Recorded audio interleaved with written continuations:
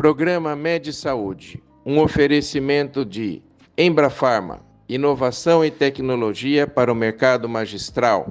Arte Farma, tecnologia e manipulação. Medical Camp, equipamentos e produtos médico-hospitalares. Olá, estamos aqui para a segunda parte do programa sobre patologias oculares externas, dicas e orientações com a nossa querida convidada Samira Layaun. Samira, muito obrigado por aceitar fazer um segundo programa, uma vez que o primeiro foi tão procurado e tão visto, sobre patologias oculares externas. Eu agradeço mais uma vez a tua participação aqui conosco. Imagina, é um prazer estar aqui e poder ajudá-los. Vamos lá. Eu te pergunto, o que é o pterígio? Pterígio. Pterígio, muita gente, eu vou dar a definição do pterígio, mas eu vou falar uma característica que é muito comum no consultório. Muita gente chega no consultório com pterígio e fala e acha que é catarata.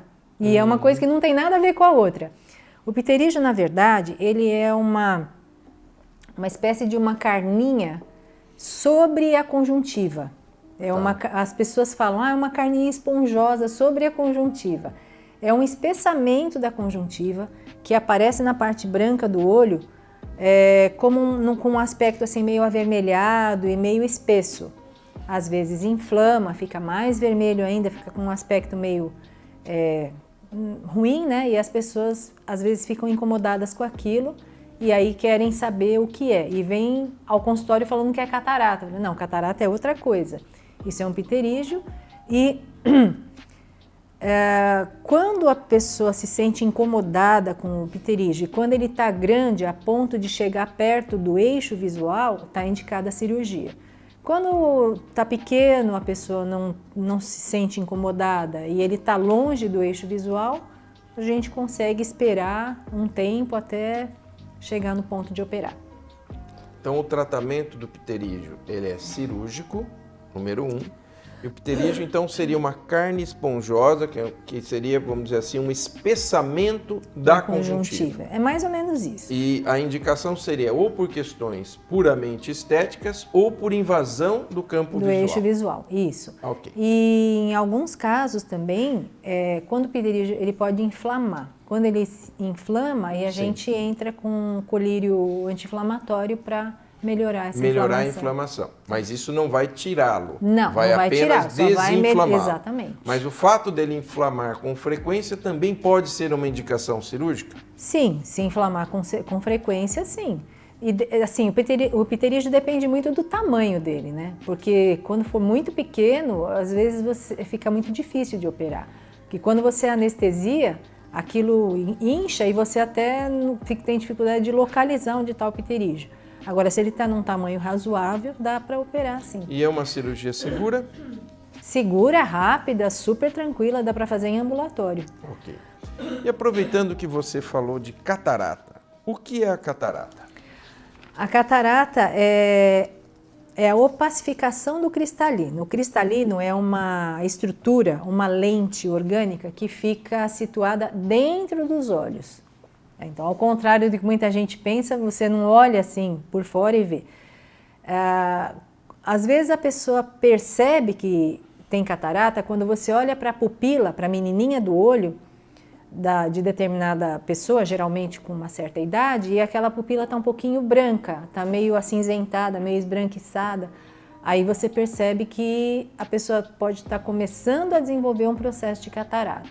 Então, uma lente que naturalmente deveria ser transparente, que é o cristalino, quando ela começa a perder a transparência dela, começa a ficar opaca, aí começa a formar a catarata e a pessoa começa a ver embaçado.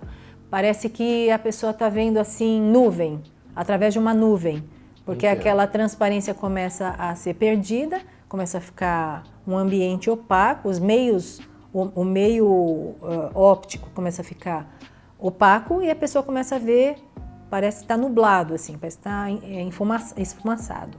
É mais ou menos isso. E é muito comum, né, Samira? Eu vejo muitos idosos com catarata e hoje o tratamento parece que está bem moderno, né? Você faz a cirurgia e... Na verdade, assim, é comum porque não é só um fator que predispõe à catarata, não é só a idade. Certo. A dieta é importante, a pessoa come muito açúcar, come muita gordura, isso facilita o desenvolvimento de catarata. Se a pessoa é muito estressada, o excesso de cortisol na corrente sanguínea facilita o desenvolvimento da catarata. Eu tenho 2 pacientes que desenvolveram catarata com 48 anos, por causa de estresse. Então o cortisol, ele é o vilão, né? Cigarro predispõe também, o tabagismo predispõe. Então, assim, tem várias, colesterol alto, então tem várias coisas que predispõem ao desenvolvimento da catarata. A idade e a genética. Então, todos esses fatores... São fatores genéticos, que facilitam, a idade e fatores próprios de cada ambientais que facilitam estão entrando em jogo aí, né? Exatamente. E também aproveitando, eu sei que pode não estar exatamente no tema patologias oculares externas, mas trazendo para o nosso público que está nos ouvindo agora, além da catarata, outra coisa muito comum é o glaucoma. O que é o glaucoma? Vamos esclarecer para o nosso público. Eu sei que não é uma patologia ocular externa, mas o que é o glaucoma? O glaucoma, felizmente, ele não é tão comum quanto a catarata. A incidência de glaucoma é um pouco menor do que a catarata, felizmente, porque é uma doença muito grave e silenciosa na maioria das vezes. Ou seja, ela não dá sintomas na maioria das vezes. Certo. Então, e a pessoa com glaucoma pode perder a visão, pode ficar cega. Então, essa é a importância de você ir ao oftalmologista anualmente para medir a pressão dos olhos, porque se a pressão dos olhos não estiver normal, ela pode ter como consequência a cegueira. E o que é o glaucoma? Respondendo à sua pergunta. É uma doença que se desenvolve a partir da pressão alta no olho. Então, muita gente nem sabe que o olho tem pressão. O olho tem pressão própria, que não tem nada a ver com a pressão arterial. Então, quando a pressão do olho aumenta, normalmente ela prejudica a vascularização do nervo óptico, e aí essa vascularização prejudicada, ela vai dar uma alteração no campo de visão. Então, o glaucoma ele se caracteriza por uma tríade: pressão do olho alta, alterações no campo de visão e alterações no nervo óptico. Então, essa tríade caracteriza o glaucoma. Certo. O que isso pode causar? Cegueira. Se você não tratar, você pode ficar cego. Por isso a importância de você fazer um acompanhamento anual com o oftalmologista. Então, aqui já uma dica. Existe também pressão nos olhos, que não tem nada a ver com a sua pressão arterial. E o aumento da pressão intraocular, então, é o glaucoma. E o que leva? Qual é a principal causa, as principais causas que podem levar ao aumento da pressão intraocular? Genética. Basicamente, aí sim a genética pesa. Pesa bastante. Por isso, se você tem alguém com glaucoma na sua família, você obrigatoriamente tem que medir a sua pressão intraocular com periodicidade, porque isso pode levar à cegueira. É muito sério isso. Sim. Então, e também já ouvindo aqui dessa tua resposta, então, seria interessante uma consulta anual ao oftalmologista para o público em geral, que nunca foi, uma consulta anual para avaliação e para ter ideia de como é que está o seu olho e também, claro, deve fazer parte da rotina de vocês a medida da pressão nas consultas oftalmológicas. Sim, exatamente. A consulta anual é obrigatória. Se a pessoa estiver bem, estiver estável, a graduação estiver estável, a pressão intraocular estiver controlada, anualmente, uma vez por ano é suficiente. Se a pessoa tem algum outro tipo de fator de complicação, sim, aí a consulta tem que ser com uma frequência maior. Com frequência maior. Então, modo geral, uma vez ao ano. Por ano, isso. Okay. E seguindo aqui, eu pergunto o que é episclerite? Essa é uns nomes assim interessantes, né? É uma ocorrência bem rara. Assim, na vida prática, Pelo menos no meu consultório eu não não atendo muitos casos de episclerite. Já tive alguns.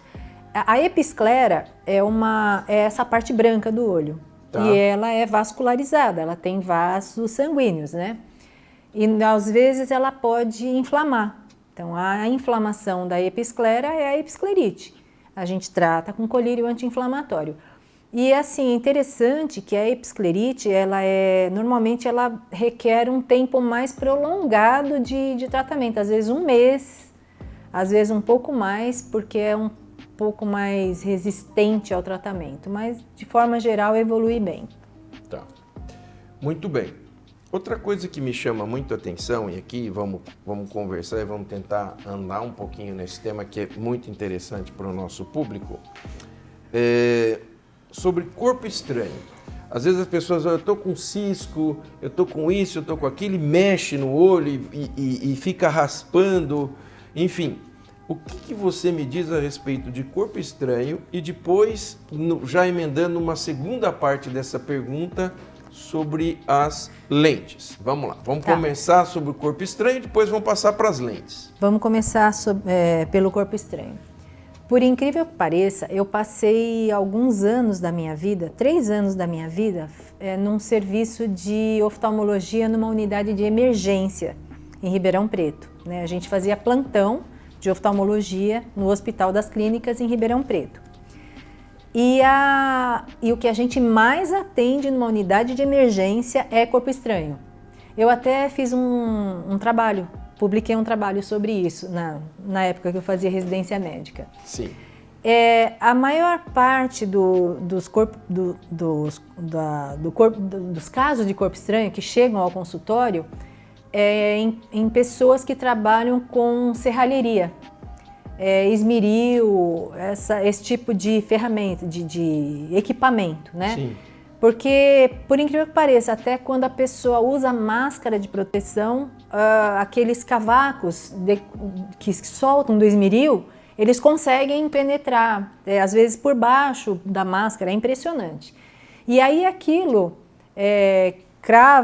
encrava na córnea e não sai. Aí precisa procurar o oftalmologista para retirar esse corpo estranho, porque o corpo estranho não pode ficar lá, pode ter consequências graves. Sem dúvida. E aí tem uma série de outras coisas que podem ser faladas a esse respeito, mas que aí são desdobramentos mais prolongados desse assunto. Vamos desdobrar esse assunto na segunda parte do programa. Não saia daí, voltamos já.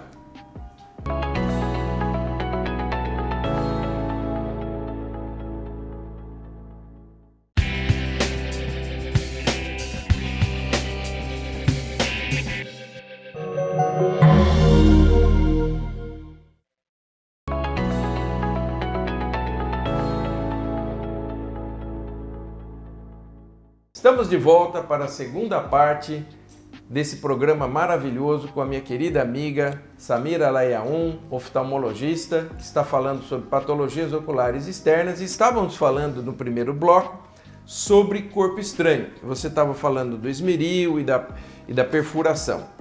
E nós sabemos que uma perfuração no olho é um caso muito grave, que muitas vezes, além de remover esse corpo estranho, há necessidade de fazer uma sutura por causa da perda do humor do olho, né? Vamos por partes. Vamos por partes. Você já está muito adiantado. Estou andando muito. Não, tá? Está Coisa muito de cirurgião. Perfuração é uma coisa muito rara. Tá. Na verdade, rara em decorrência de um corpo estranho. É Sim. extremamente raro. Eu já tenho anos de formação acadêmica e anos na área de oftalmologia, eu vi uma vez só. Tá. Mas isso foi uma complicação por culpa do paciente, eu vou explicar. Então vamos lá. Chega o paciente no consultório, normalmente com o que eles chamam de cavaco, decorrente do esmeril, né? Tá mexendo com o esmeril, voou lá um cavaquinho no olho dele. Se ele procura o oftalmologista assim, num curto prazo, Sim. Tranquilo, beleza, ele vai se sentir extremamente incomodado, né? Porque aquilo, um cavaco minúsculo no olho, ele é um elefante, Bom, a sensação de um cisco, elefante. A gente já se incomoda pra Exatamente. caramba. Então, ele vai procurar o oftalmologista. Doutora, hoje de manhã entrou um cavaco no meu olho, eu estava no esmeril ontem. Então, assim, entre 1 a 3 dias ele vai procurar o oftalmologista porque aquilo realmente incomoda. Aí, no consultório, a gente retira o corpo estranho. Normalmente faz um curativo oclusivo com uma pomada que associa antibiótico com aminoácidos que ajudam a regenerar a córnea e geralmente em 12 a 24 horas está tudo resolvido. Certo. Só que às vezes o paciente não procura num curto prazo, ele procura num médio ou longo prazo. Ele fica, antigamente, agora não mais, porque a venda de anestésicos está proibida, mas antigamente não. Lá na década de 80, as pessoas iam à farmácia, compravam anestésico e ao invés de ir ao médico para retirar o corpo estranho, elas ficavam usando anestésico para minimizar a dor. E foi numa brincadeira dessa que o rapaz teve uma perfuração, porque o corpo estranho dele evoluiu para uma úlcera de córnea. Aquela úlcera, ele continuou usando anestésico, a úlcera perfurou. E aí já viu, aí foi pro professor, né? Saiu da minha mão. Aí a gente atende isso na unidade de emergência e acaba encaminhando. O professor que assumiu esse caso. Mas então, para vocês verem como que uma coisa aparentemente simples, como um cavaco no olho, uma brincadeira lá com esmeril, pode se tornar uma coisa grave. Por isso, se você tiver um corpo estranho no olho, imediatamente procure o oftalmologista para retirar o corpo estranho do olho. Pensando agora num caso bem grave, de uma perfuração. Perfuração. O que, então, perfurou? Esse paciente vai ter, obviamente, que tirar esse corpo estranho e ir para uma cirurgia para a sutura dessas estruturas. Aí depende muito do tipo de lesão. Essa sutura depende do tipo de lesão, depende da extensão da lesão, depende se ela está contaminada ou não. Certo. Então, assim, depende de uma série de coisas. Ele vai para... Porque, às vezes, se for uma perfuração minúscula, você não tem como suturar. Então, você pode pôr uma lente de contato terapêutica na esperança de que isso possa melhorar. Sozinho, né? Você pode usar alguns tipos de material para tentar...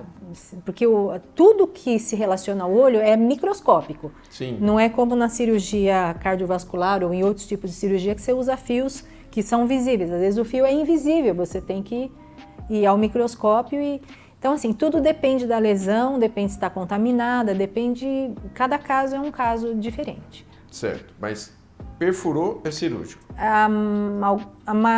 Alguns casos sim, alguns casos não. Depende do tipo de perfuração. Certo. Se é passível de sutura, sim. Se não, a gente vai analisar caso a caso. Bem, e agora falando de corpo estranho, o que não deixa de ser um corpo estranho, as lentes. Então eu queria que você conversasse um pouquinho com a gente e falasse um pouco sobre lente de contato, cuidados, complicações, para que a gente possa ter uma ideia e orientar o nosso público sobre lente de contato. Felizmente, atualmente, né, as lentes de contato estão bem desenvolvidas já, né? Elas são lentes, tem vários tipos de lente, tem lente gelatinosa, tem lente de silicone, tem lente rígida, que atualmente já não se usa mais tanto, antigamente usava bastante, hoje não mais, mas ainda existem. Existem as lentes tóricas, existem as lentes para ceratocone, então tem lente de todos os tipos que você puder imaginar. Como elas já estão bem desenvolvidas, né, uma tecnologia bem desenvolvida, geralmente as pessoas têm uma tolerância boa à lente de contato. Existem algumas pessoas que não têm tolerância à lente de contato. Eu, por exemplo, não tenho tolerância à lente de contato. Já tentei usar, não consegui. Ou por deficiência de lubrificação na córnea. Tem muita gente que tem deficiência de lubrificação. Tem gente que tem a conjuntivite alérgica, né? Patologias alérgicas. Então a pessoa coloca a lente de contato no olho, aquilo funciona como um corpo estranho e o olho vai responder com uma reação alérgica. E aí a pessoa também não consegue usar. Mas isso é em casos extremos, né?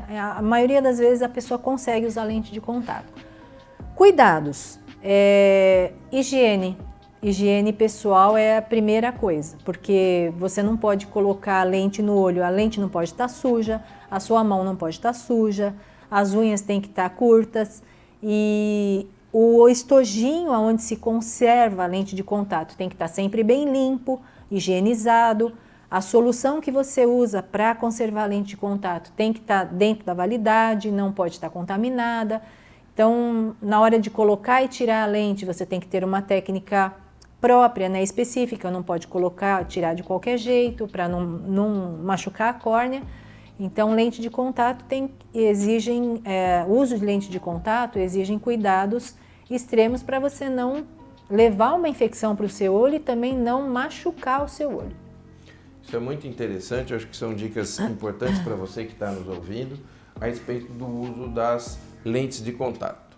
E aí você falou do ceratocone e tal, enfim, vamos conversar um pouquinho.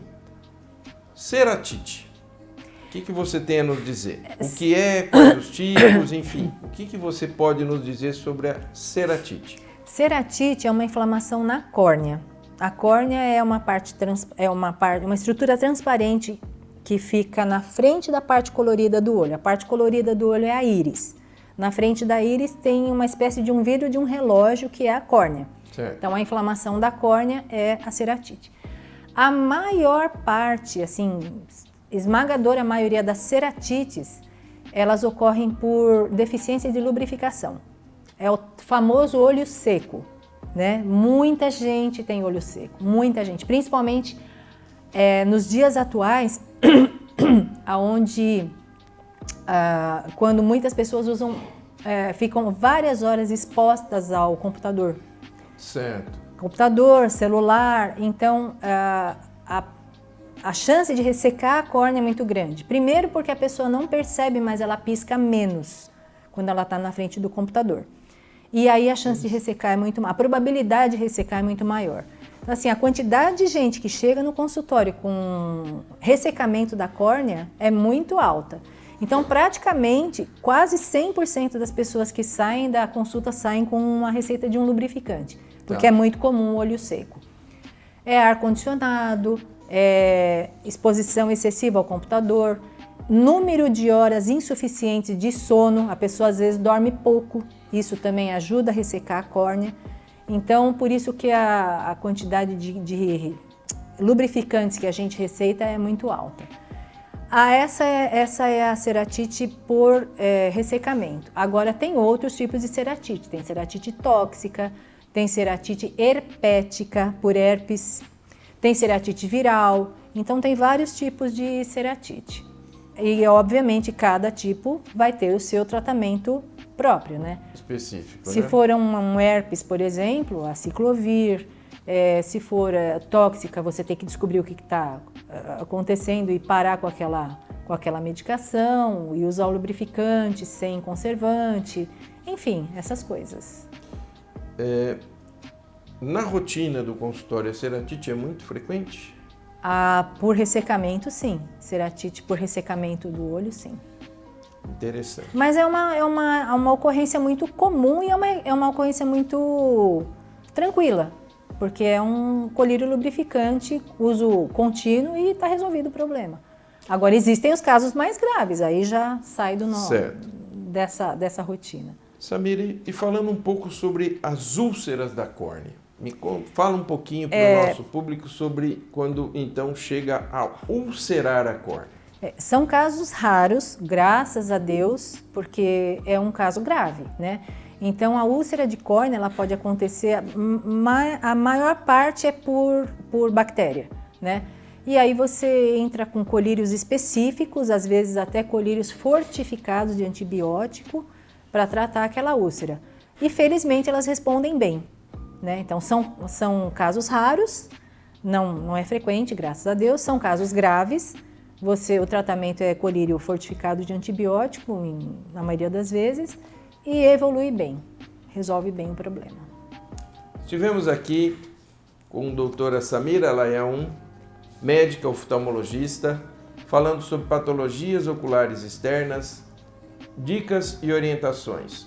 Um programa realmente muito bacana, que trouxe muitas informações. Eu fico muito feliz de ter feito esse segundo programa com você, Samira, e quero agradecer muito a sua presença aqui.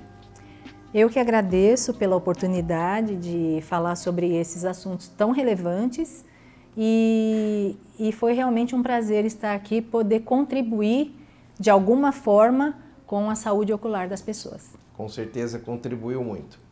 Muito obrigado.